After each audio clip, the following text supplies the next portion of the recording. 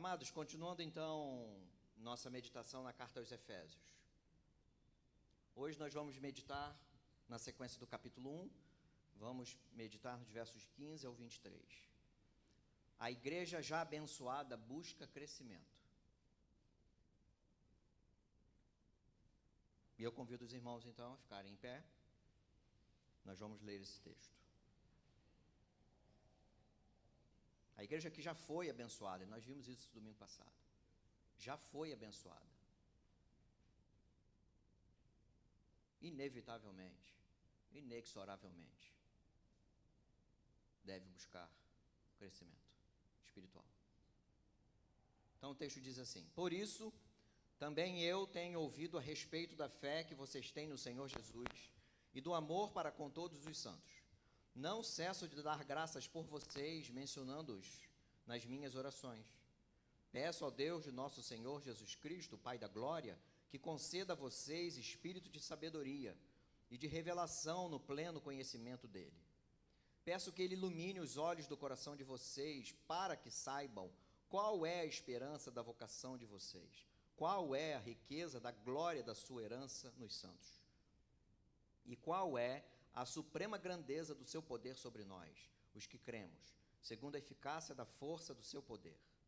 Ele exerceu esse poder em Cristo, ressuscitando dentre os mortos e fazendo assentar à sua direita nas regiões celestiais, acima de todo principado, potestade, poder, domínio e de todo nome que se possa mencionar, não só no presente século, mas também no vindouro. E sujeitou todas as coisas debaixo dos pés de Cristo, e para ser o cabeça sobre todas as coisas, o deu à igreja, a qual é o seu corpo, a plenitude daquele que a tudo enche em todas as coisas. Amém. Tome assento, por favor. Então a igreja aqui é chamada, é instada a agradecer a Deus pelas bênçãos e buscar o crescimento espiritual em Cristo.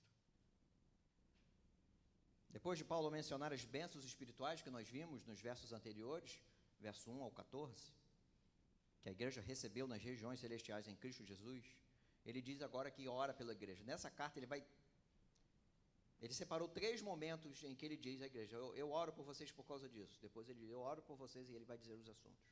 Ele faz isso aos Colossenses, faz isso aos Filipenses também. Ele então ora para que a igreja amadureça no conhecimento e sabedoria do Senhor, conhecendo a grandeza do amor e da graça divina, e conhecendo o poder que repousa sobre a igreja, vivendo para a glória de Deus. A riqueza das bênçãos espirituais da igreja, mencionados então no bloco anterior, não são sobre a valorização da nossa autoestima. E isso precisa ficar muito bem claro. Até porque a autoestima, que não é bíblica, não existe isso na Bíblia, isso é uma invenção do mundo e da psicologia. A autoestima é desintegrada diante da cruz. Crente não busca a autoestima, seja alta, baixa, média, seja lá o que for. Nosso valor é Cristo, está em Cristo. Então, as bênçãos que nós vimos domingo passado, do 1 ao 14, todas as bênçãos que nós recebemos, já recebemos, não é sobre valorizar-nos a nós mesmos. Eu agora sou o tal. Não é sobre isso. O valor da igreja, o valor do crente, não está fundamentado nele mesmo, que seria a autoestima, mas em Cristo. Porque em todos nós, a igreja, recebemos as valiosas bênçãos dadas por Deus. E se é lógico, se já que recebemos todas as bênçãos que nós vimos, e foram muitas, e eu não fiz questão de contar, numerar, por causa de Cristo, como então nós podemos pensar em autoestima, seja individual, seja da igreja, diante de um texto em que só recebemos as bênçãos por causa de Cristo? Repito, diante da cruz não há autoestima. Então as bênçãos e as riquezas que nós já recebemos não são para que a igreja se sinta bem, não são para que a igreja se sinta orgulhosa, mas para que a igreja seja grata e queira ardentemente crescer em Cristo, afinal já foi abençoada, e então viva para a glória do Senhor. Essa é a grande lógica da carta, que Paulo vai culminar na parte prática, começar no capítulo 4. Aliás, destacar com mais ênfase. Na verdade, isso tudo aqui é prático. Então, nós precisamos ter em mente que a nossa salvação não é sobre o nosso valor ontológico, não é sobre o valor do nosso ser, mas é sobre a graça de Deus sobre nós. É sobre a grandeza do amor de Deus sobre nós. É sobre o tamanho do poder poderoso e majestoso de Deus sobre nós. Afinal, nós estávamos mortos em nossos delitos e pecados. É a sequência do capítulo 2. E quem nos tiraria do lamaçal ou do necrotério em que estávamos estando mortos em nossos delitos e pecados? Deus, no seu amor misericordioso.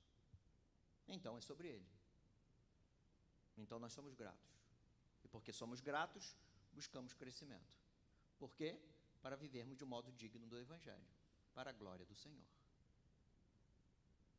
Esqueçam a autoestima. Hoje não vou pregar sobre autoestima, mas eu precisava falar sobre isso. Porque por vezes, e muitas vezes, quando somos abençoados, achamos que a nossa então autoestima, que não deveria nem existir para crente, porque nossa estima, nosso valor é a cruz, aí a gente acha que está alto, está baixo, e a gente vive em função disso. Isso tem nada a ver com Bíblia, isso tem nada a ver com Evangelho. Evangelho é sobre Cristo, que nos salvou por ser o ofertante e a oferta, sem que merecêssemos. Então nós somos felizes. Num dia mais alegre ou num dia mais triste, nós somos felizes em Cristo. Então o nosso valor é a cruz de Cristo. Não existe autoestima. Então a igreja, ao saber da sua posição privilegiada no universo, deseja e busca crescimento em Deus, para então ser cheia do Espírito, viver de modo submisso e completo debaixo do Espírito, vivendo então de modo digno do Evangelho. Essa é a nossa meditação de hoje.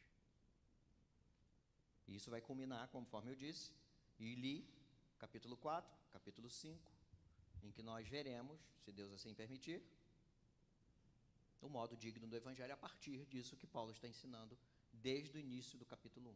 Bênçãos e agora um desejo ardente, a gratidão e um desejo ardente de crescimento, porque não tem outro caminho. Ou glorificamos a Deus na maturidade, no crescimento contínuo, ou nós não glorificamos a Deus, porque infantilidade de crente ou de igreja não glorifica o nome do Senhor. Então só há um caminho para glorificarmos o nome de Cristo e vivermos cheio do Espírito, é crescermos. O texto a gente pode dividir em duas partes aqui. Versos 15 e 16 é Paulo fazendo a sua oração de gratidão. E dos versos 17 ao 23, então, são os pedidos de Paulo pela igreja, para a igreja. Tem um propósito que a gente vai ver. Então, versos 15 e 16, Paulo inicia agradecendo. E ele faz uma conexão. Por isso, está na sua Bíblia.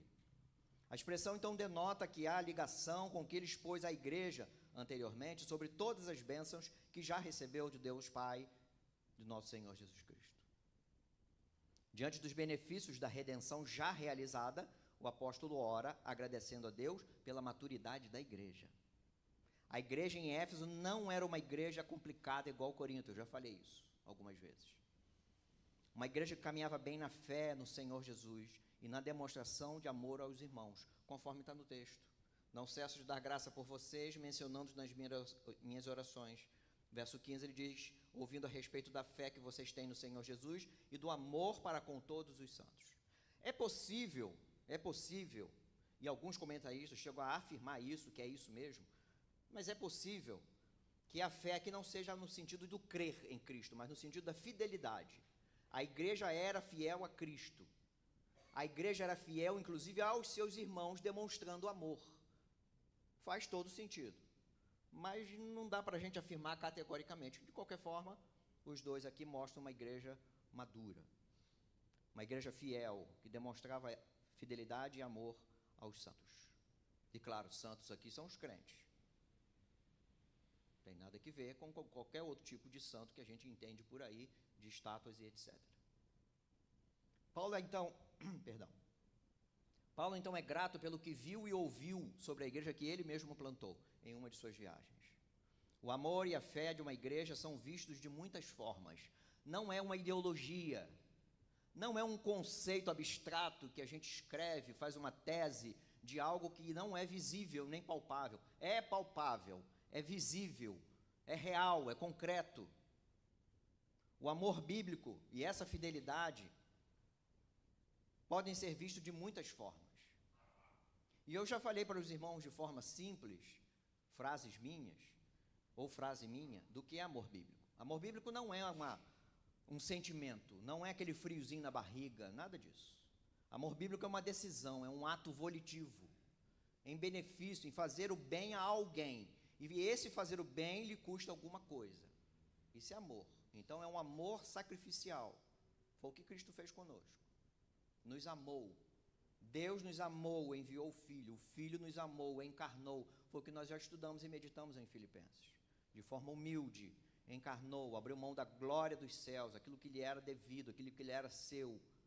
E teve missão na terra como missão de servo, obediente, seguindo o propósito do Pai, culminando a sua humilhação na cruz. Mas Deus o exaltou, o ressuscitou, o ascendeu aos céus e colocou à direita do trono. Então o amor pode ser demonstrado na ajuda a um irmão em dificuldade, que pode ser dificuldade financeira, que pode ser dificuldade nas emoções, pode ser dificuldade no casamento, pode ser dificuldade em muitas outras coisas, no trabalho e na faculdade e etc. Isso gasta tempo, isso gasta ouvido, isso gasta oração, isso gasta joelho em oração, isso gasta preocupação, isso é demonstração de amor com o outro. É alegria de estarmos juntos, é comunhão. E eu já falei aqui mais de uma vez, vou falar agora mais uma. Quando acabar o culto, não saia correndo como se aqui estivesse pegando fogo e precisasse emergencialmente irmos embora. A não ser que você tenha uma necessidade tremenda de ir embora. Claro, ninguém vai te amarrar aqui.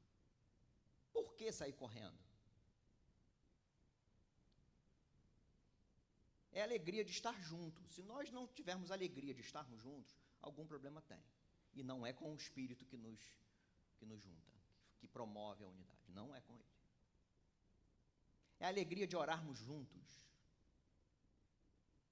de compartilharmos nossos corações uns com os outros. É o que a gente faz às quartas-feiras, que infelizmente é um culto esvaziado.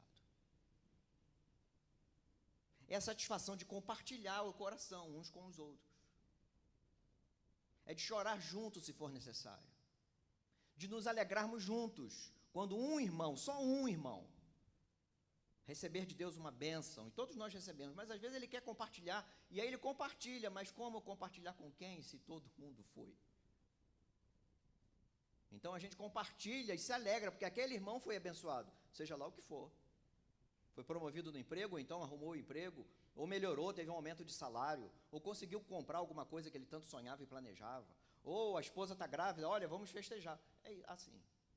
Isso é demonstração de amor. E etc. O texto que eu mais gosto para expressar essas coisas é Romanos 12, e que eu separei um trecho só, porque o capítulo é grande, e eu não quero ler o capítulo todo, até porque eu não vou expor hoje Romanos, quero expor a carta aos Efésios. Mas eu separei alguns versos. Olha como ele começa, o capítulo 12, verso 9. O amor seja sem hipocrisia. Pronto, já é um soco do estômago.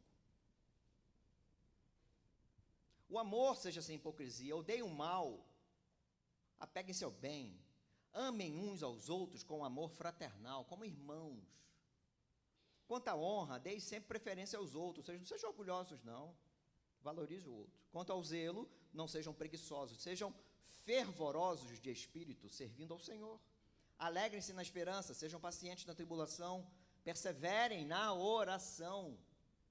Ajudem a suprir as necessidades dos santos, pratiquem a hospitalidade, algo fora de moda, infelizmente, inclusive com os crentes, com a igreja.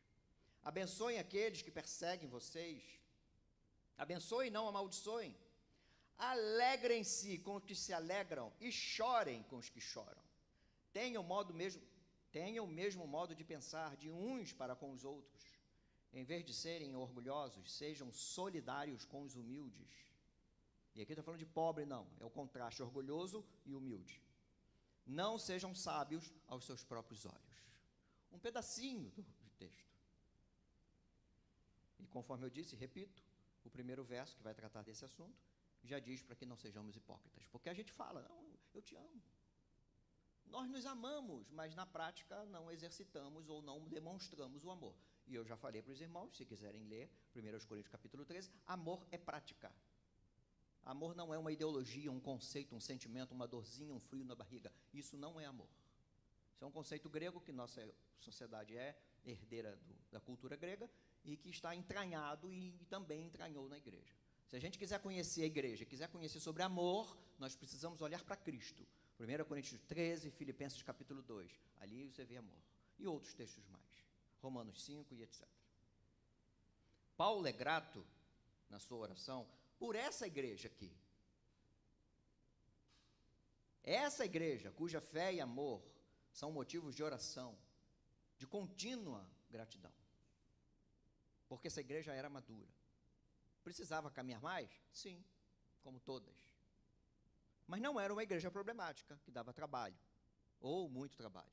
Toda igreja dá trabalho, mas muito trabalho. Uma igreja rebelde, meio perversa, não sei se existe meio perversa, uma igreja perversa igual a igreja de Corinto, que se achava muito, mas não era. É a partir dessa fé, ou dessa fidelidade em Cristo, e a partir desse amor demonstrado aos santos, que Paulo então pede para que a igreja cresça e amadureça na sua compreensão da obra salvífica operada por Deus. Você já orou por sua igreja, agradecendo a Deus pela sua igreja?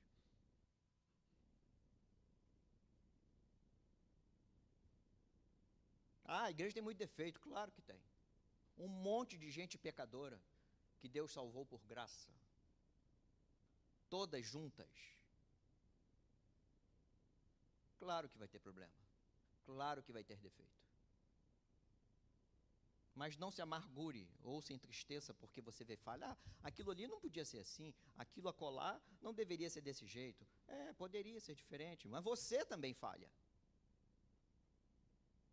Já imaginou se fizéssemos um mural aqui, todo mundo escrevesse as falhas do outro? Não ia ter mural aqui que coubesse nossas falhas. E graças a Deus, que Deus, por graça, nos salvou da nossa miséria. Glórias ao Senhor. Alegre-se com a salvação. Agradeça a Deus por sua igreja. Claro, sempre teremos algo a melhorar? Lógico que sim. Agradeça ao Senhor pela oportunidade de congregar, de sermos corpo de Cristo. E aqui corpo local que eu estou falando. Porque o corpo de Cristo são todas as igrejas fiéis a Cristo. O corpo local. Agradeçamos ao Senhor. É isso que Paulo ora, com gratidão. Ele ora assim também na carta aos Filipenses, agradecendo a Deus pela igreja, pela maturidade da igreja e a participação dessa igreja na proclamação do Evangelho, na ajuda a Paulo. Uma igreja que batalhava, e não era uma igreja rica, a igreja em Filipos. Não era uma igreja rica. A gente vê isso na carta aos Coríntios. Uma igreja que passava suas necessidades, seus apertos, e pediu a Paulo para participar das ofertas que ele estava fazendo para levar aos santos em Jerusalém. Uma igreja que participava ativamente do Evangelho. Na sequência do texto, versos 17 ao 23, Paulo ora agora pedindo por crescimento. Após orar com o coração grato, ele vai pedir por crescimento da igreja. Verso 17, peço ao Deus de nosso Senhor Jesus Cristo, o Pai da glória, o mesmo que ele diz lá no verso 3, bendito seja o Deus e Pai de nosso Senhor Jesus Cristo, que nos abençoou com todas as bênçãos espirituais nas regiões celestiais em Cristo. Dá um livro esse verso. Dá um livro. Paulo ora, depois da gratidão, pelo crescimento, por maturidade. Ele não pede por crescimento numérico. E isso é bom. Ter a casa cheia é bom. Não é pecado, não. Mas ele não ora por isso. Ele não pede recursos financeiros. E os recursos financeiros são bons. Ajuda a igreja a fazer muitas coisas. Claro. Não pede por prédio. Não pede por eventos. E são bons. São coisas boas. Não pede por essas coisas. Assim como ele agradeceu pela fé e o amor da igreja em Éfeso, ele pede agora a Deus pelo crescimento espiritual da igreja. Algo que nós já esquecemos de fazer, e eu falei isso domingo passado. Nós agradecemos por tantas bênçãos e devemos ser gratos sim, por todas as bênçãos, inclusive aquelas pequenininhas. Porque tem coisas complexas que Deus faz, mas tem também coisas simples da vida, do dia a dia, da segunda-feira, que Deus faz, e devemos ter o coração grato sim. Só que por vezes, e muitas vezes, esquecemos de agradecer a Deus pelas bênçãos espirituais que já recebemos, conforme nós vimos domingo passado, muitas bênçãos. E por vezes esquecemos de pedir crescimento espiritual à igreja, maturidade. Sair da meninice e ir para o homem maduro. Sair da sopa rala de fubá com mocotó, com aipim, sabe, uma feijoada, aquela completa. Comida de gente adulta. Paulo então pede a Deus em oração para que o Senhor Deus conceda à igreja sabedoria e entendimento. Pede que Deus conceda à igreja iluminação ao coração para o crescimento da igreja. Essa oração possui propósitos específicos, aquilo que o apóstolo desejava para a igreja em Éfeso. E a gente vai começar a ver isso a partir do verso 17. Ele pede, que Deus, Senhor Jesus Cristo, Pai da glória, conceda a vocês espírito de sabedoria e de revelação no pleno conhecimento dele. Peço que ilumine os olhos do coração de vocês tem propósito, tem 3 paras aqui, na verdade 4. Para que, qual é e qual é. Tem propósito a oração, ele diz o que está pedindo. E o primeiro deles, e aí está no verso 17, ele pede para que a igreja conheça Deus, está no finalzinho do verso, sabedoria e revelação no pleno conhecimento dele. Não é conhecimento e sabedoria para ser a pessoa mais inteligente do mundo, não é isso. Ele pede conhecimento e sabedoria para conhecer Deus. Conhecer Deus é conhecer sua salvação, é conhecer Cristo. É conhecer o chamado que a igreja recebeu para caminhar em intimidade com o Criador. Não por menos, Jesus fala que a vida eterna, a salvação, é sobre conhecer o Pai e aquele que o Pai enviou. João 17, e a vida eterna é esta, que conheçam a Ti, o único Deus verdadeiro, e a Jesus Cristo, a quem enviaste. É sobre conhecer Deus. Mas não é conhecer sobre Deus. Não é aprender num livro e decorar tudo de um livro. Não, já decorei aquilo tudo. Não é sobre isso. Nem aprender frases prontas de crentez. Porque nós temos um linguajar, padronizado, temos. Não é sobre isso. Não é sobre comportamentos formatados, que aí não, tá vendo? Eu me comporto assim, eu conheço Deus. Não é sobre essas coisas. Qualquer um pode imitar comportamento. Nós já vimos na carta de Pedro, na segunda carta, como os falsos mestres estavam no meio da igreja, pareciam crentes, comiam com os crentes, mas eram lobos, falsos, miseráveis, destruindo o povo de Deus.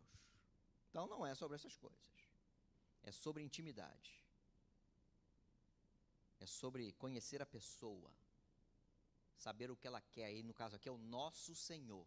Não é nosso amiguinho, coleguinha. É o nosso Senhor. É o nosso Deus que precisamos conhecer. Porque quantas e quantas vezes servimos a vida toda, servirmos a igreja, ao reino, sem sabermos o que agrada ao Senhor. Por vezes ouvimos, ou falamos, não, eu estou fazendo isso para a glória do Senhor. Como é que você sabe que é para a glória do Senhor? Está consoante as Escrituras? Ou é nosso achismo? Às vezes até são coisas legais, mas está de acordo com as Escrituras? Aquilo que está fazendo? Segue algum princípio bíblico? E às vezes essas coisas acontecem porque nós não procuramos saber o que Deus quer e como quer que façamos.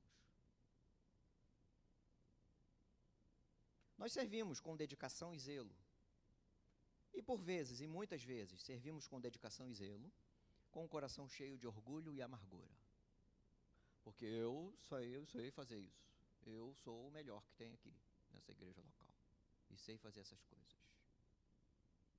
Perde o sentido de servo e acha que é senhor. Por vezes servimos a igreja com afinco, dedicação e desprezamos a família. Não está agradando ao Senhor, certamente. Ensinamos a igreja e não aplicamos a nós mesmos o ensino. Hipócrita. Gostamos de um assunto bíblico. Olha, o Senhor fala deste assunto. Glórias ao Senhor por isso. Mas não gostamos de outro assunto que também está na Bíblia. Não gostei desse assunto. Não quero nem ler. Ou servimos ao Senhor e aprendemos da sua palavra no todo, ou esquece. Como crescer e amadurecer sem conhecermos realmente nosso Deus? O crescimento de uma igreja em Éfeso ou Volta Redonda ou em qualquer outro lugar é saber o que Deus quer e como quer que vivamos. Como Ele quer que façamos as coisas no seu reino, na sua igreja, no culto a Ele. E essa carta vai dizer essas coisas. Por isso que Paulo diz, lá no capítulo 5, verso 17, por esta razão, não sejam insensatos. Aqui, antes um pouquinho, está dizendo, aproveitem o dia, né? Aproveitem o tempo. Vivam como sábios. Por esta razão, não sejam insensatos. Não sejam tolos. Não sejamos tolos. Mas procurem compreender qual é a vontade do Senhor. Aí tem gente que sai perguntando, Senhor, como é que eu faço isso aqui? Eu aperto o parafuso para a direita ou para a esquerda? Se depende, se a rosca for à direita, você aperta para lá. Se a rosca for o contrário, você aperta para a esquerda. Quem trabalha com mecânica sabe que existem as duas. Mas Deus já revelou sua vontade, está aqui, não precisa. Já disse como é que deve ser o culto, já disse como é que é o relacionamento familiar, já disse como é que é o relacionamento de igreja, já disse como é que nós devemos cantar, já disse tudo o que ele queria dizer, ele já disse. Então Deus não está brincando de esconde-esconde conosco, nos revelando um pedacinho e escondendo outras coisas. Deus já revelou aquilo que ele queria revelar. Está aqui. Está aqui. Então esse texto, procurem compreender qual a vontade do Senhor, procurem fazer a vontade do Senhor, porque ele já disse como é que ele quer. Isso é buscar maturidade, crescimento. Os sábios procuram agradar ao Senhor. O Senhor já nos revelou como quer que vivamos. Sua palavra, que nós carregamos. Domingo após domingo, mês após mês, ano após ano, a gente carrega a Bíblia debaixo do braço, ou na mão. E continuamos tropeçando nas mesmas coisas. Não, mas eu estou perguntando a Deus, Senhor, como é que eu devo namorar? Mas está aqui já. Os adolescentes estudaram isso domingo retrasado. Não, namoro não. Hoje, domingo passado foi sobre gravidez, né? Indesejada. Aliás, antes do casamento, fora do casamento. Hoje que foi sobre namoro. Está aqui. Senhor, como é que eu devo me portar com a minha esposa? Está aqui, Efésios, nós vamos ver Efésios capítulo 5. Como é que eu devo me portar com meus filhos? Efésios capítulo 6. Como é que eu devo lidar com as hostes do diabo? Capítulo 6. Como é que eu devo me portar na unidade da igreja? Capítulo 4. E meus dons também no capítulo 4. E para que servem os dons? No capítulo 4. Deus já revelou. Já disse. E nós tropeçamos e capengamos nas mesmas coisas. Precisamos conhecer nosso Senhor. É sobre intimidade com uma pessoa. Não é sobre saber sobre alguém. É intimidade com Ele. É isso que Paulo está pedindo a Deus para que a igreja em Éfeso cresça. A partir da sua fidelidade e do amor aos santos, então agora cresça. Vocês já foram abençoados. É o que ele disse antes. Segunda coisa que Paulo pede, está no 18a, peço que ele ilumine os olhos do coração de vocês para, tem propósito, para que saibam qual é a esperança da vocação de vocês. A esperança que a igreja tem de sua vocação é sobre sua salvação. Mas nós conhecemos nossa salvação?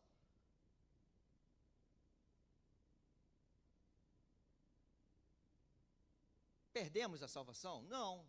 Já meditamos nisso semana passada. Estamos seguros da nossa salvação? Sim. Porque Cristo não abre mão da aliança que fez conosco. Ele não é homem mau como nós somos. É sobre uma esperança viva, conforme Pedro diz na sua primeira carta, no primeiro capítulo. Viva porque em quem confiamos e quem nos deu a esperança está vivo, Cristo ressurreto. Uma esperança real, garantida pelo Espírito Santo, capítulo 1, verso 13. Que mantém a igreja firme, que mantém a igreja preparada para viver de modo adequado ao Evangelho neste mundo, capítulo 4, verso 1. A igreja sabe, ou deve saber, ou deveria saber, que ela foi escolhida e predestinada antes do mundo ser mundo para representar Cristo aqui neste mundo. Não só na evangelização, mas em todos os nossos relacionamentos. Todos os nossos relacionamentos. Como irmãos, como pais, filhos, cidadãos do mundo, cônjuges, todos os papéis que desempenhamos na vida. Todos. Tudo que pensarmos, cada palavra que proferirmos, cada coisa que fizermos com os olhos, com as mãos, com os pés e com a expressão facial, seja para a glória do Senhor. Mas às vezes esquecemos dessas coisas. Como diz o Warren Wiersbe, a esperança referente ao nosso chamado deve ser uma força dinâmica em nossa vida, estimulando-nos a ser puros, obedientes e fiéis. O fato de que um dia veremos Cristo e seremos como Ele deve nos motivar a viver como Cristo hoje. Já pensaram nisso? Chegarmos diante de Cristo, Ele falou, por que você não andou conforme eu disse que deveria andar? Porque eu já tinha dito. Mas eu já tinha dito, você passou 50 anos na igreja e não leu onde eu disse? A gente precisa viver hoje, isso é maturidade. Então nós sabemos, a igreja sabe quem é, sabe de onde veio e sabe para onde vai. Nós somos de Cristo, viemos de Cristo e vamos para Cristo, para a eternidade. Estamos nele, somos dele, é tudo por causa dele, tudo para ele. Isso é conhecer nosso chamado.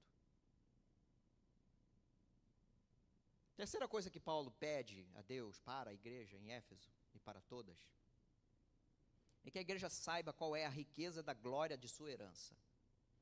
Para que a igreja então conheça o plano de Deus, na sequência do verso 18. Peço que ilumine os olhos do coração de vocês, para qual é a riqueza da glória da sua herança nos santos. Essa herança, no pedido de Paulo, é nossa herança guardada nos céus, na eternidade. A herança de Deus, a riqueza de Deus em nós. Deus compartilhará seu reino eterno e rico conosco. Não se trata de riquezas materiais, mas das riquezas espirituais de Deus que já foram mencionadas. Assim como a riqueza de um homem traz honra para seu nome, a igreja também glorificará a Deus por causa do que ele investiu nos santos, em nós. Quando Jesus voltar, a igreja viverá plenamente para o louvor da sua glória. Até lá, nós devemos viver para a glória do Senhor. Vamos capengar por muitas vezes. Mas quando Cristo voltar, nós viveremos a plenitude para o louvor da glória do nome do nosso Senhor Jesus. É exatamente o que Paulo vai discorrer a partir do capítulo 2, quando ele abordará a salvação pela graça. A igreja foi salva unicamente pela graça de Deus. Não há nenhuma obra que alguém, seja quem for, possa ter feito para receber salvação. A obra é toda de Cristo, completamente de Cristo. Deus, em graça, na obra de Cristo, salvou o seu povo, anteriormente escolhido. Isso aponta para o fim, isso aponta para a escatologia, tempo final, para o escatom. Pois saber o plano de Deus, saber sobre nossa herança, tem um efeito aqui de esperança real e concreta e de garantia garantida pelo Espírito, o penhor da nossa herança, conforme diz os versos 13 e 14 do capítulo 1. mas também aponta para o futuro, para o verdadeiro tesouro, ou a plenitude do tesouro que nos aguarda, a eternidade com o nosso Deus. E isso molda nossa mente aqui na peregrinação. Porque a gente começa a tirar os olhos desse mundo que tem muitos atrativos. E até atrativos bons. Tem muita coisa má, mas também tem algumas coisas boas. E a gente acha que o evangelho é viver aqui no mundo próspero aqui. Não é. Mesmo que Deus te dê prosperidade aqui. Ele não prometeu dar prosperidade aqui, à igreja. Mas, por graça e misericórdia, Ele concede prosperidade a um ou outro. Mais uns, menos outros, conforme a soberania de Deus. A prosperidade da igreja é espiritual e aponta para a eternidade. Esse é o nosso grande tesouro, essa é a nossa grande riqueza. Isso molda a nossa vida aqui, conforme eu estava dizendo, na peregrinação, porque molda nossos valores aqui. Nossos olhos não ficam deslumbrados com as coisas daqui. Ele começa a olhar para os valores eternos. Começa a colocar os olhos nos céus. Os pés estão aqui, mas os olhos nos céus. Porque esse mundo vai passar aqui, tudo vai passar aqui daqui. Nossos diplomas, para quem gosta de ter diploma na parede, para quem gosta de ter cursos e ter um currículo grande, né? Disso, daquilo. São coisas ruins? Não, são coisas boas. Mas isso vai passar. Nossos bens, seu carro, sua casa, nosso carro, nossa casa, nossos sapatos, os vestidos, as calças, os cintos de couro legítimo, todos passarão. Nossos empregos passarão, por melhores que sejam. Que você talvez tenha dado a vida toda, o sangue inteiro por ele. O emprego é bom? É, nós já meditamos isso em Eclesiastes e Provérbios. O trabalho é bom, o trabalho dignifica o homem, o trabalho foi dado por Deus, mas ele vai passar. As viagens, quase que vende a casa para viajar. Os estudos e etc. Mas a nossa herança, a herança da igreja, nunca será corroída ou roubada, conforme diz Pedro na sua primeira carta. Ele está falando da salvação, para uma herança que não pode ser destruída, que não fica manchada, que não murcha e que está reservada nos céus para vocês, que são guardados pelo poder de Deus, mediante a fé, para a salvação preparada para ser revelada no último tempo. Aleluia. Pedro está falando sobre herança, está falando sobre garantia de salvação que nós não perdemos, e não perdemos nossa herança porque ela está guardada nos céus, pelo Deus Todo-Poderoso que servimos. Essa é a herança da igreja. Tem problema, então, estudarmos, termos bens, empregos, estudos, viagens? Não, claro que não. Mas deslumbrar o coração com essas coisas é não entender as bênçãos espirituais que já recebemos e o crescimento espiritual que precisamos.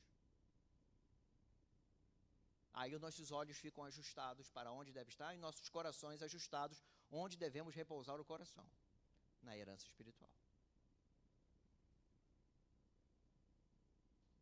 Quarta coisa que Paulo pede a Deus para a igreja em Éfeso e para todas.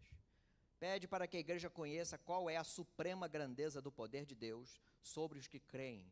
É para que a igreja conheça o poder de Deus, o poder dele sobre a igreja. Versos 19 ao 23. Olha o 19, então ele conecta lá com o início do 18. Peço que ele ilumine os olhos do coração de vocês, para que saibam qual é a esperança da vocação de vocês, qual é a riqueza da glória da sua herança nos santos e qual é a suprema grandeza do seu poder sobre nós. Deus já derramou o poder sobre nós. E ele diz aqui, quem são esses? Os que creem. É para a igreja, não é para a humanidade inteira, para os que creem, os que creram, os que se renderam aos pés de Cristo. É para esses que Deus derramou o poder sobre eles. Paulo se inclui, porque lá semana passada nós vimos, quando ele faz uma separação judeus, gentios, não faz distinção aqui.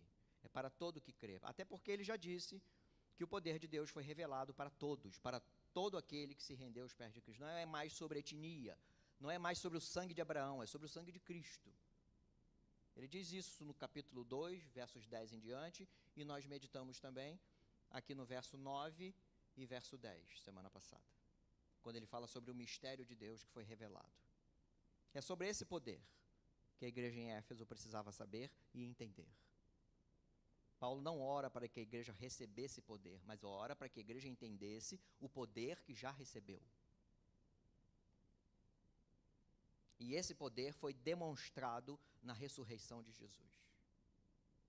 E estamos tão acostumados a falar e ouvir sobre ressurreição, que a gente pensa, ressurreição, Jesus ressuscitou. O maior poder do mundo não é o poder nuclear das bombas e dos mísseis. O maior poder do mundo é a morte. Que ninguém contém, que ninguém segura. Mas Cristo venceu a morte. O salário do pecado, que é a morte, foi aniquilado pela ressurreição de Cristo. O poder revelado na ressurreição de Jesus é muito maior do que o poder da morte. E nós, porque estamos nele, ressuscitaremos um dia, com corpos novos, transformados, incorruptíveis.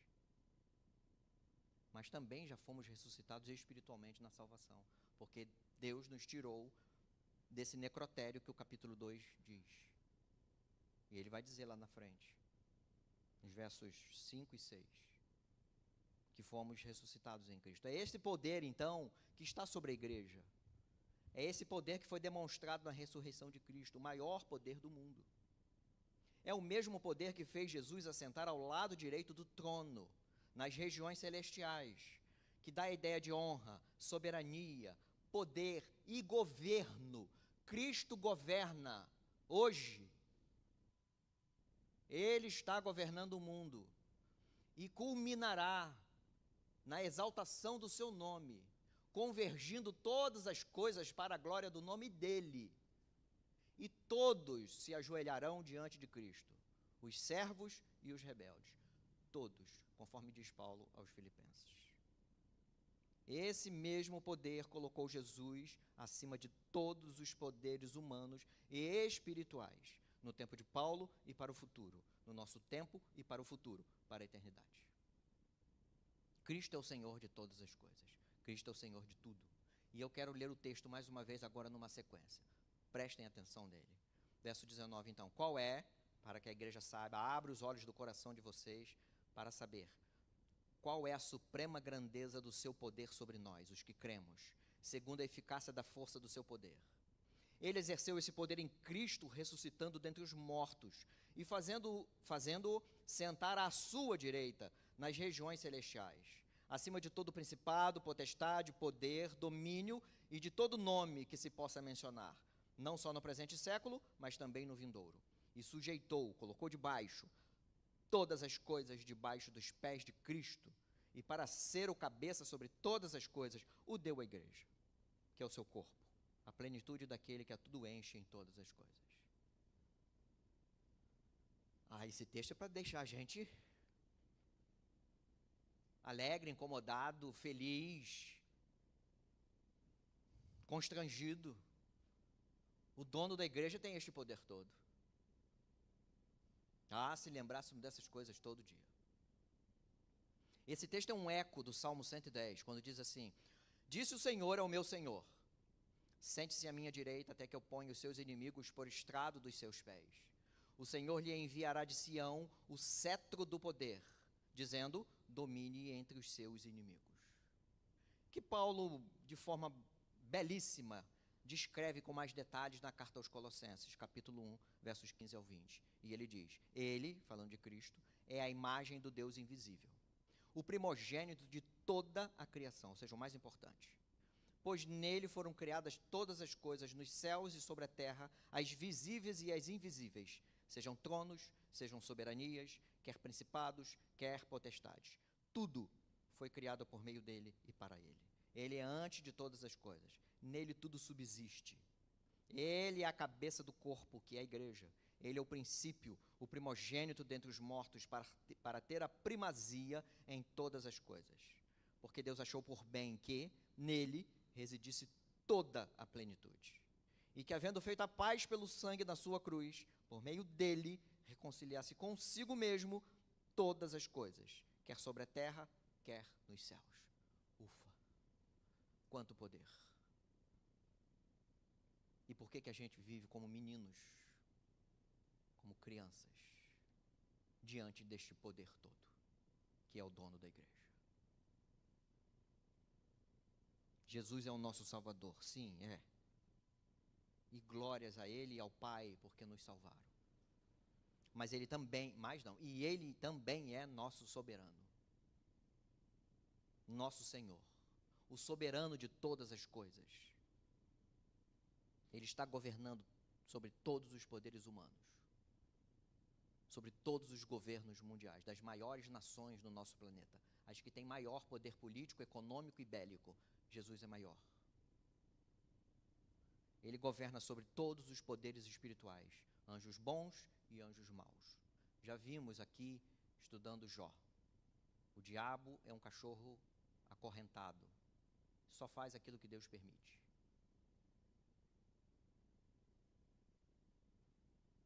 Jesus governa sobre todo o poder da natureza. Não há tempestade, não há tsunami, não há maremoto, aliás, é a mesma coisa. Não há terremoto, não há nada que não esteja sob o domínio de Cristo. Jesus é o nosso Senhor. Olha mais uma vez, aliás, atente para isso, mais uma vez, porque semana passada nós vimos isso, que Paulo usa a expressão nas regiões celestiais, quando ele diz, no verso 20, fazendo-o sentar à sua direita nas regiões celestiais, onde nossas bênçãos foram dadas e estão garantidas. Cristo governa. Por isso estão garantidas. Estão nas mãos do Senhor, o dono da igreja. É para demonstrar a esfera de domínio de Cristo, a sua vitória demonstrada ao universo que conhecemos e à realidade espiritual que nós não vemos. Nessa esfera de poder, então, nossas bênçãos e riquezas estão garantidas. Quais são? A santidade, a adoção, o perdão, a sabedoria da graça, o conhecimento e a herança, o Espírito, que é a garantia da salvação. Todas essas bênçãos que vimos semana passada já nos foram dadas e estão garantidas nas mãos de Cristo, porque Ele está no trono e governa desde já. Veja que o poder que ressuscitou Jesus é o mesmo poder que nos ressuscitou da morte e do pecado, da condenação da ira de Deus, do império, nos resgatou do império das trevas. Efésios 2, capítulos 5 e 6, nós meditaremos em breve. Já desfrutamos desse poder ao sermos salvos pela graça divina. E vou repetir, Paulo não está pedindo para que a igreja receba poder. Paulo está pedindo para que a igreja entenda e viva de acordo com o poder que já recebeu. Maturidade, crescimento. É o mesmo poder que nos protege e nos ajuda a escapar das ciladas dos poderes das trevas, das ciladas do diabo, que arma todo dia arapuca para a gente cair. Todos os dias o diabo arruma uma arapuca para a gente cair. É esse mesmo poder que nos protege, é esse mesmo poder que nos adverte, porque Jesus está acima de todos os poderes, inclusive do mal. Cristo é a armadura de Deus, que está lá no capítulo 6, versos 10 e 11. Cristo é a armadura que nos protege nos dias maus, que nos dá a vitória contra as hostes demoníacas, contra as setas inflamadas do diabo, conforme diz o texto lá. As setas inflamadas são flechas pegando fogo, jogadas sobre nós para que entremos em medo e terror. Porque um campo de batalha com um monte de flecha incendiária descendo sobre o campo de batalha é para causar terror. É isso que o diabo faz. E o poder de Cristo, que está lá na armadura, diz que o escudo da fé é que nos protege dessas coisas. Está no capítulo 6. E esse poder ainda nos mantém firmes e perseverantes. Para a gente ficar atento e já perceber a arapuca, a armadilha do diabo. E ficarmos firmes na nossa peregrinação aqui. É esse poder. Seguindo o verso 22 e 23, eu quero destacar uma coisa. Paulo diz que ao dominar tudo e ter todo o poder debaixo dos seus pés, diz que ele, o Cristo, o Senhor Todo-Poderoso, foi dado à igreja, que é seu corpo. O Senhor do universo, o Senhor de todas as coisas, o Senhor sobre todos os poderes, é o cabeça da igreja. Ele é o Senhor da igreja. Ele é o dono da igreja. Ele comanda e atua na sua igreja. Nada mais lógico do que o corpo, os servos, entenderem o que o dono da igreja quer que a gente faça. Porque ele já disse. O problema é que a gente inventa. E isso denota, então, importância e privilégio da igreja. A igreja não é um amontoado de gente, um bando de gente. Não, bando é para pássaros ou de bandidos. Nós somos corpo de Cristo. Isso de um privilégio sem igual. Também de uma responsabilidade sem igual. Isso também denota que não há caminhada individual no Evangelho. Não, eu me basto, eu sou eu com Deus, eu estou bem com Deus. Geralmente o pessoal que não está conectado, não está frequentando membro de igreja nenhuma, está sempre bem com Deus. Não, eu estou bem com Deus, é eu e Deus, eu oro, eu leio a Bíblia. E qual igreja local você pertence? Não, nenhuma, sou eu e Deus. Já falhou. Já falhou. Porque chutou o corpo de Cristo, desprezou a noiva. O Senhor do universo foi dado à igreja e o cidadão não quer. Não há caminhada individual no Evangelho. Há caminhada de povo. E nós, como indivíduos, então, estamos no povo, fazemos parte do povo. Até porque a igreja é o edifício santuário. A igreja, não é o prédio. Parede, teto, nada disso. A igreja é o edifício santuário dedicado ao Senhor. Nesta carta, capítulo 2, verso 21, nós veremos em breve, que nós já vimos na carta de Pedro. O templo do Espírito é a igreja, não são as paredes, e nem é você como indivíduo. Nós não somos templos, vários templos. Somos um templo, é a igreja, onde o Espírito habita, onde o Espírito une, onde o Espírito disciplina, se for necessário. Em que Paulo pede que sejamos cheios do Espírito, porque aí o Espírito controla a igreja de forma plena, para vivermos para a glória dele, de modo digno do Evangelho. Então a igreja tem o privilégio. Os anjos queriam esse privilégio. Os que desobedeceram já foram condenados e a sentença já foi dada, só está esperando o cumprimento da pena. O ser humano errou e Deus, em graça e misericórdia, providenciou salvação. Nós somos privilegiados. A igreja tem um privilégio de fazer parte desse poder. Afinal, ela é o corpo visível de Cristo na terra. A união de Cristo com a igreja é um mistério belíssimo. Mistério. É uma coisa que a gente... Como que o Senhor, esse Senhor todo-poderoso, que venceu todas as coisas, que venceu o maior poder do universo, que é a morte, foi dado à igreja. Que união é essa? E nesta carta, Paulo fala desta união, do noivo com sua noiva, do cabeça com o corpo, que serve de modelo ao casamento cristão, que nós veremos, se Deus assim permitir. E que nós esquecemos. E a gente acha que casamento é um contrato de papel, embora a gente faça, por causa da nossa lei, é um contrato que eu posso rasgar, jogar fora, acaba, faz outro. Não é isso. Nós, crentes, precisamos olhar para o casamento à luz de Cristo e a igreja. E aí tudo precisa mudar. Ou servimos na totalidade do que Cristo quer, ou então chuta o balde de vez. Servir a metade não resolve. Vamos continuar como meninos, tomando sopinha de fubá. Rala. E então Paulo diz nesta carta o exemplo do casamento homem e mulher, como é que funciona. E ele diz assim no capítulo 5, verso 31, 32. Eis porque o homem deixará o seu pai e a sua mãe e se unirá à sua mulher, tornando-se os dois uma só carne. A gente repete isso toda hora, a gente só não aplica. Grande é este mistério, Paulo dizendo, mas eu me refiro a Cristo e a igreja. Cristo e a igreja são um, porque ele é o cabeça e nós somos o corpo. Como que alguém vai andar longe da igreja? Como que alguém vai desprezar a igreja? Como que alguém vai falar mal da igreja, do corpo de Cristo? É louco, é tolo. É tolo, é um insensato. Nunca ouse falar mal da noiva, do corpo, do povo de Cristo. Nunca.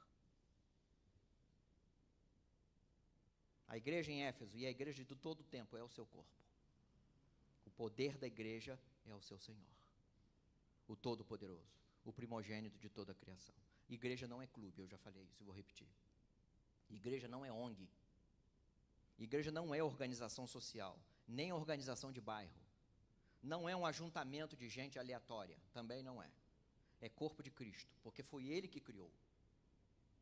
Todas essas outras coisas são criações humanas.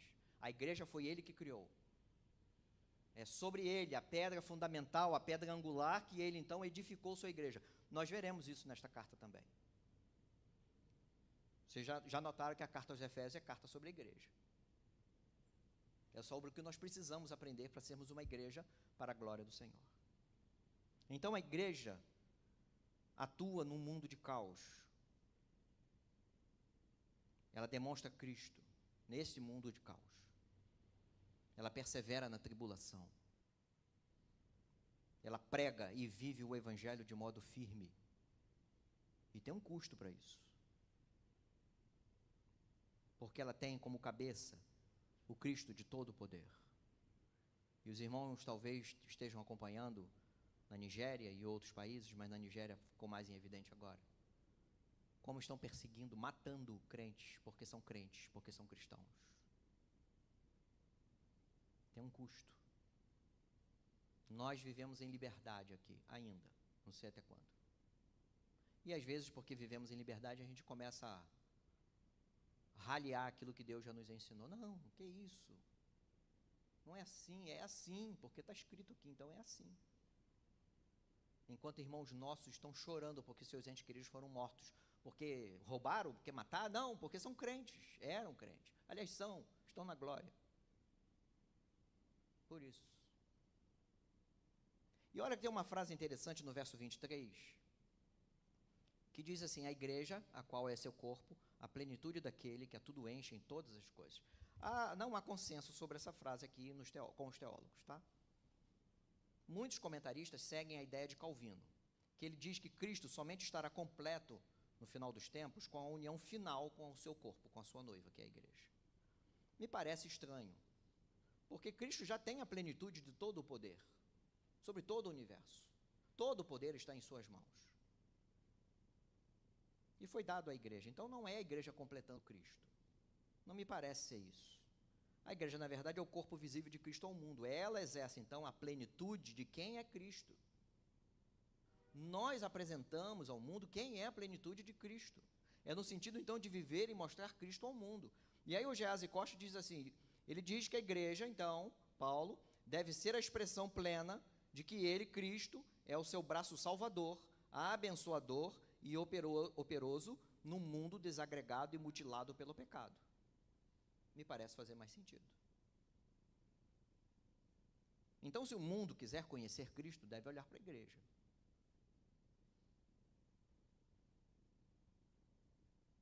Isso é um grande privilégio e grande responsabilidade. Não podemos viver como meninos. Meninos de calça curta. Não. Precisamos ser homens e mulheres maduros em Cristo. Afinal, o mundo está nos observando. E se quisermos falar do nosso Senhor Todo-Poderoso, precisamos viver conforme Ele. Sabermos deste poder. É privilégio e responsabilidade. Confesso aos irmãos que eu tremo. Tremo. Não é temo, não. Tremo, de tremer, de medo, tremo. Mas nós, igreja, como povo, nós, igreja local, vivemos para Deus mesmo, de forma madura, assim, demonstrando Cristo ao mundo, esse Cristo, esse Senhor de poder sobre todas as coisas. Pregamos o Evangelho que denuncia pecado e que se não se dobrar a Cristo vai para a condenação interna, inferno. ou omitimos parte do evangelho para ficarmos bem aceitos? Pregamos e defendemos que o casamento entre um homem macho, e uma mulher fêmea, ou não, talvez possa ter um outro arranjo.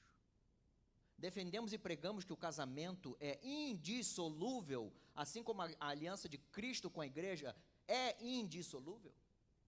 Ou a gente vai fazer arranjos para nos adequarmos aos valores de fora?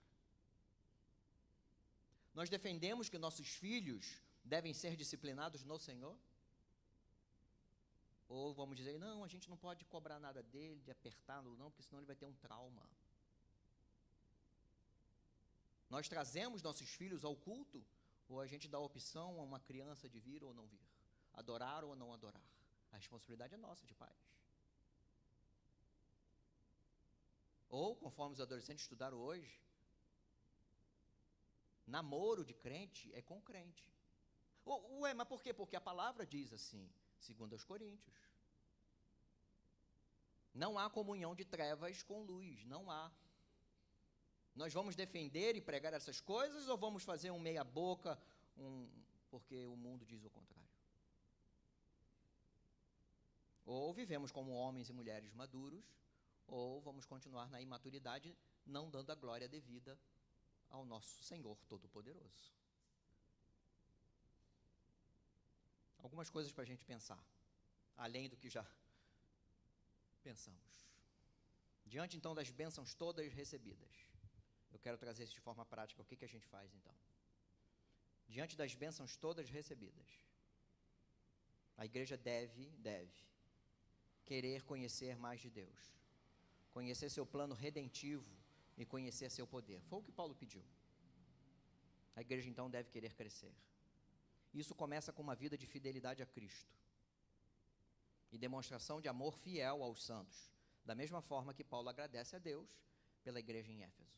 Começa assim: fidelidade a Deus, fidelidade aos santos, fé em Cristo, amor aos irmãos.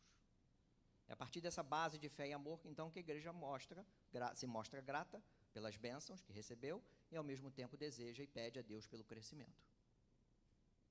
Pede a Deus que abra os olhos do coração. Tem uma música assim: para amadurecer na fé e crescer espiritualmente. Como é que você faz isso? As disciplinas espirituais de sempre. Ore continuamente. Ore em gratidão pelas bênçãos que já recebeu pela obra de Cristo. Ore pela santidade, pela adoção, pelo perdão, pela graça, pela misericórdia. Ore ao Senhor. Ore a favor da igreja, assim como Paulo orou. Ore a favor dos irmãos. Ore pedindo a Deus por crescimento espiritual, maturidade, conhecimento de Deus, conhecimento da nossa herança, do poder de Deus sobre nós. Façamos como Paulo, que orou, agradecendo e pedindo a Deus que iluminasse os olhos do coração. Faça isso. Façamos isso. Mas isso não é só na nossa casa, não. Isso deve ser com o povo reunido. E como eu disse no início, que pena que os cultos de oração são esvaziados. Que pena. Ah, mas nós oramos. Oração é o poder, mas não ora. Não ora. Eu não sei por quê. Não oramos. Por quê? Porque nós queremos continuar sendo meninos de calça curta diante do Senhor? Segunda prática: leia, estude e aplique as Escrituras à sua vida. Não há como aprender das Escrituras se nós lemos algo, lemos um texto e falamos da nossa cabeça. Nós lemos uma coisa que tem um propósito específico para ter sido escrito e falamos da nossa cabeça. Isso é de uma loucura lógica.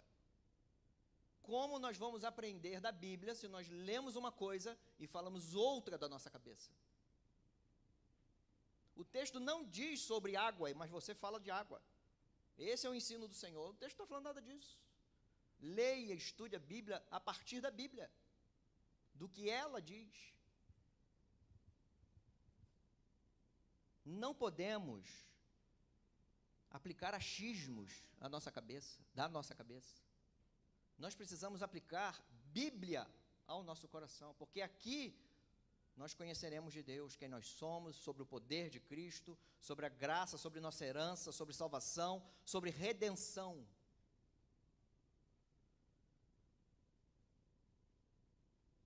É nas Escrituras que aprendemos sobre essas coisas. E é claro, isso faz total diferença estarmos reunidos para a exposição das Escrituras, domingo à noite, para a escola bíblica, domingo de manhã, e as meditações breves, são meditações breves, às quartas-feiras, brevíssimas. Ah, mas eu estudo em casa. Eu não conheço ninguém que está ausente da igreja e que estuda a Bíblia em casa. Até hoje eu não conheci ninguém. Pode até tentar no início, depois a brasa fora do braseiro vai apagando. Ditado antigo da minha criancice na igreja, que eu ouvia, e é verdade, até hoje, e ela vale até hoje. A brasa fora do braseiro vai apagando, e uma hora apaga. Não é de um dia para o outro, não, é aos pouquinhos. É das Escrituras que aprendemos sobre perdão, santificação, fidelidade, família, sobre essas coisas todas. Uma pena que a igreja moderna, as igrejas modernas dos nossos tempos, por não buscar conhecer Deus, vive um evangelho ralo. Ralo. Água de batata. Você vai lavar ou cozinha, fica aquela água meio amarelada que não serve para nada. Sem saber de nada sobre graça, sem saber de nada sobre comunhão, sobre santificação, sobre perdão, sobre amor, sobre justificação, sobre fidelidade, sobre família e demais assuntos básicos e fundamentais da caminhada cristã. Uma pena.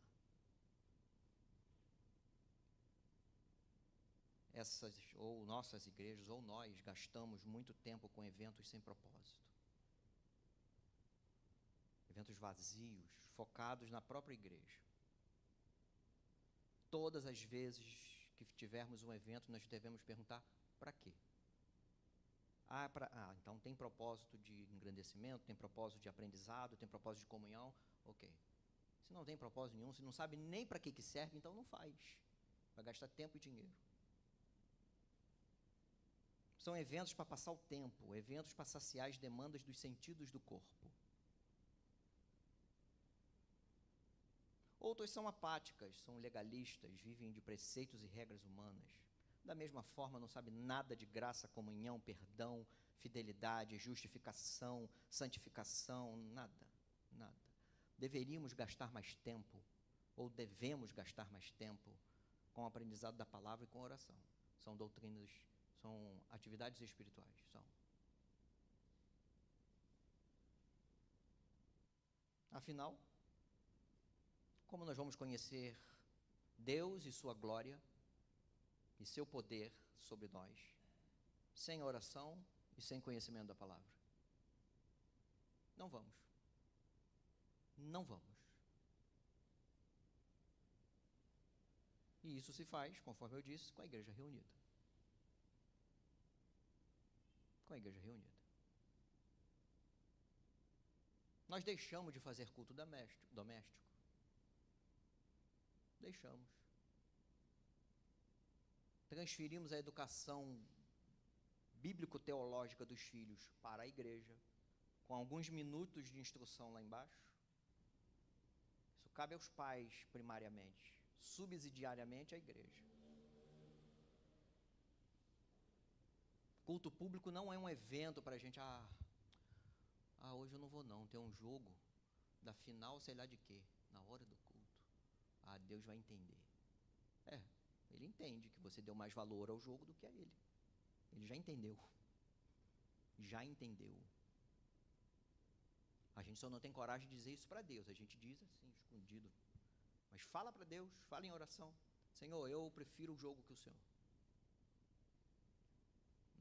Não temos coragem para isso. Só há como conhecer Deus, conforme Paulo está pedindo, para crescermos em maturidade. Conhecermos em conhecimento de Deus. Andarmos para a glória do Senhor. Gastando mais tempo com a palavra e gastando mais tempo em oração. Não tem mágica. é vida dedicada a essas coisas, atividades espirituais. Doutrinas, se quiser usar esse nome, doutrinas espirituais. Conheçamos mais de Deus, da sabedoria do Espírito, da graça, do poder, desejemos crescer e conhecer verdadeiramente nosso Senhor. Senão nossa vida vai ser uma vida de meninice, correndo para lá e para cá, sem saber o que estamos fazendo. Eu estou falando como igreja. E vamos olhar primeiro para nós. E agora eu estou falando da Igreja Batista Monte Moriá. Olhemos primeiro para nós. Não, porque a igreja ali fez. Olhemos para nós. Se nós estamos assim, minimamente, como Paulo pediu a Deus para a igreja em Éfeso. Se somos uma igreja madura, que conhece a sua herança, vive sob o poder majestoso de Cristo, se entende a graça do Evangelho e o perdão que recebemos para apresentar também este perdão mútuo uns aos outros, e todas essas coisas. E o restante da carta que nós meditaremos, se Deus assim permitir. Eu quero concluir. Ufa, né? Ufa. Eu quero concluir com uma citação, com o texto de 2 de Pedro, capítulo 3, verso 18. Cresçam na graça e no conhecimento de nosso Senhor e Salvador Jesus Cristo. A Ele seja glória, tanto agora como no dia eterno. Amém. Essa é a nossa vida. Que o Senhor Deus tenha misericórdia de todos nós. E graças a Ele que Ele tem. Vamos orar. Senhor Deus de poder, Deus soberano, Criador dos céus e da terra. Primeiro, Deus, perdão porque nós somos falhos. Precisamos caminhar como gente madura, homens adultos, mulheres adultas. Perdão, Deus, por nossa meninice muitas e muitas vezes. Que queiramos, ó Deus, crescer diante do Senhor, conhecendo a vocação a que fomos chamados, conhecermos melhor o Senhor, conhecer a nossa herança, entender nossa herança que está guardada, e conhecer e entender o poder de Cristo sobre nós, que já nos foi dado. Que esse seja o desejo ardente do nosso coração. Abençoe teu povo, Deus. Somos falhos, começando comigo. Somos falhos diante do Senhor. Graças a Ti nós temos um advogado diante do Senhor, que foi o ofertante e foi a oferta propiciatória para que possamos pedir perdão. Jesus, o Cordeiro Imaculado, que foi dado, foi morto, para que tivéssemos perdão. Então nele nos fiamos. Mas que nossos corações queimem em desejo de conhecer o Senhor e vivermos para a Tua glória. Em nome do Senhor Jesus que oramos.